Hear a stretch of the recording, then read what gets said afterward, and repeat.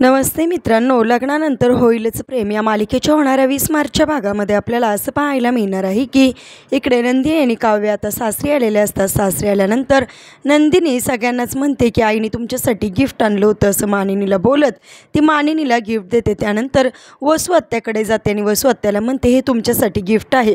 त्यानंतर वसू आत्या इकडे नंदिनीला असं म्हणते की एवढं होऊनसुद्धा कसं काय तुम्हाला काय वाटत नाही, तुझ्या जागेवर एखादी असती ना तर तिने आत्महत्या केली असते असं बोलता क्षणी लगेच इकडे काव्याला राग येतो आणि काव्य तिथे जाते आणि काव्या म्हणते काय हो, तुमच्या मुलीच्या बाबतीत असं घडलं असतं तर तिलासुद्धा आत्महत्या करायला सांगितली असती का. त्याच वेळेस वसुंधरा चिडते आणि म्हणते तोंड सांभाळून. त्याच वेळेस इकडे काव्यासुद्धा चिडते आणि तिच्यावर हात उचलत तिला म्हणते तुम्ही तोंड सांभाळून बोलायचं इथून पुढं. म्हणजेच आता काव्य आता नंदिनीच्या बाजूने उभा राहिलेली असते. तर कशा प्रकारे काव्य आणि नंदिनी मिळून त्यांचा संसार फुलवणार आणि वसू आत्याला अद्दल घडवणारे पाहणेसुद्धा इंटरेस्टिंग आहे. एपिसोड कसा वाटला कमेंट करून नक्की सांगा आणि असेच मालिकेच्या पुढील अपडेटसाठी रंजक मराठी चॅनेलला सबस्क्राईब करायला विसरू नका. धन्यवाद.